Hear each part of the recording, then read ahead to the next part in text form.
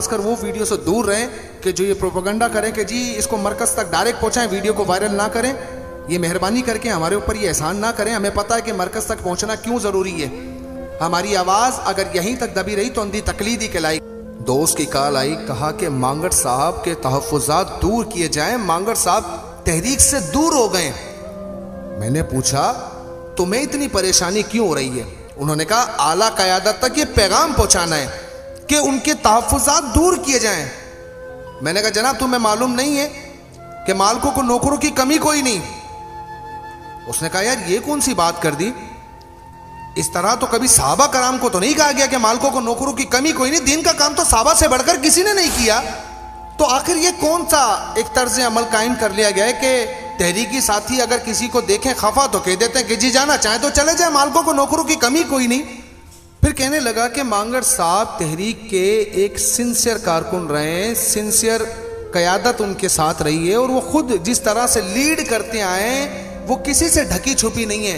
क्या इतना भी हक नहीं है कि जब वो इस तरह का इकदाम उठा रहे तो उनकी बात आला क़यादत तक पहुंचाई जाए? मैंने कहा यार अपना मुंह बंद रखो, आखिर ऐसी कौन सी परेशानी हो गई कि जिसके लिए आला क़यादत उनसे राब्ता करे? दुनिया से तो नहीं चले गए ना। उसने कहा यार जेलों में गए, हथकड़ियां लगाई हैं। एक पढ़ा लिखा शख्स, एक ऐसा नौजवान जो अपने लेक्चर्स की फीस लिया करता था, जिसका कारोबार सब कुछ उसने तहरीक के लिए छोड़ दिया, उसके लिए इतना तो बनता है ना। मैंने कहा मालिकों को नौकरों की कमी कोई नहीं। चिल्लाकर जोर से बोलने लगा कि ये आप लोग तंजिया लहजे में कहते हैं कि मालिकों को नौकरों की कमी कोई नहीं? क्या दीन का कोई काम करता है तो उसे यह जवाब दिया जाता है? ये कौन सा तर्ज अमल बना लिया है? अगर आपको यह जुमला नहीं मिलता तो आप किसी को कुछ करने के ऊपर या उसके तहफ़्फ़ुज़ात दूर करने की बजाय उसमें गद्दारी के टैग लगा देते हैं। क्या यह किसी से ढकी छुपी बात है कि तहरीक से लोग सिंसियर सिर्फ और सिर्फ बाबा जी की वजह से हुए? यह बाबा जी का लगाया हुआ पौधा ही था जो इसके रसूल के अंदर जो जाम पिलाया गया कारकुनान को, वो कारकुनान अपनी जान, अपना माल, अपना सब कुछ लेकर दीन के लिए हाजिर हो गए। क्या उनको ये ज़ेब देता है कि उनको ये जुमला कहा जाए जी मालिकों को नौकरों की कमी कोई नहीं? सवाल ये बनता है कि ऐसे कितने कारकुनान रूट के चले गए? हमारा यही तर्ज अमल रहेगा, हमें कोई बदलाव नहीं आएगा। हमने अगर तहरीक में किसी की भी गलती की निशानदेही कर दी तो हमें गद्दार बना दिया जाता है, कह दिया जाता है कि जनाब आप बहुत ज़्यादा समझदार हो गए। तहरीक के अंदर हर एक शख्स उतना ही मकाम रखता है जितना एक ओहदेदार रखता है। बस फ़र्क इतना है कि उस कारकुन ने उसकी ओहदेदारी को कबूल कर लिया।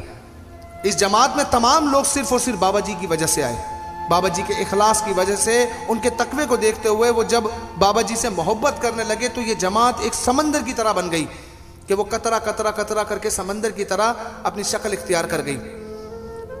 जब भी ये कहा जाए कि क़यादत को पूछना चाहिए तो एक लश्कर निकलता है, वो उन पर चढ़ाई शुरू कर देता है, वो बेचारे खामोश अल्फाज के साथ चले जाते हैं। जब किसी की निशानदेही करवाई जाए कि कारी शाहिद महमूद को स्टेज क्यों दिया गया तो बहुत सारे अरस्तू बाहर निकल आते हैं। जब आपसे ये पूछा जाए कि जनाब ताहा चीमा को स्टेज क्यों दिया गया तो बहुत सारे अरस्तू बाहर निकल आते हैं कि जनाब आपको क्या पता उसने तहरीक के लिए कितना काम किया है। यार ये खासकर 19, 20 और 18 के अंदर आने वाले नौजवान ना अपना मुंह बंद रखें। ना इनको तहरीक के बारे में पता है ना ये जानते हैं। कम से कम एटलीस्ट हमें समझाने की जरूरत नहीं। जब तहरीक बनी भी नहीं थे ना तो तहरीक का सोशल मीडिया विंग में ही था, तो अपनी जबान को कम से कम एटलीस्ट बोलने से पहले सोच लिया करो किसके आगे बात कर रहे हो और किसको समझाने की कोशिश कर रहे हो। आज अगर खिजर मांगड़ जा रहा तो इसे न जाने कितने लोग जा चुके हैं जो तहरीक में इस बदजनी का शिकार हो गए, उनकी बात ही नहीं सुनी गई।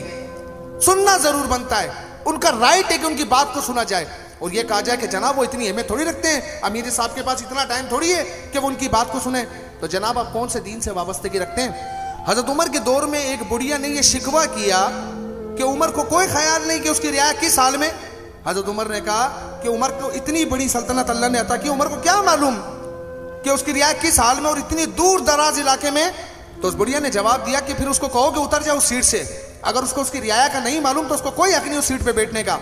इसी तरह जब कारकुन अगर तकलीफ में हो तो मरने के अलावा या किसी तकलीफ के अलावा उसके तहफ़्फ़ुज़ात भी सुनना अमीर की जिम्मेदारी है। मैं उस दीन से वाबस्तगी रखता हूँ। अंधी तकलीद किसी की भी नहीं करनी चाहिए। आपके इख्तलाफात दो भाइयों के दरमियान भी होते हैं तो जमात में रहकर क्यों नहीं हो सकते?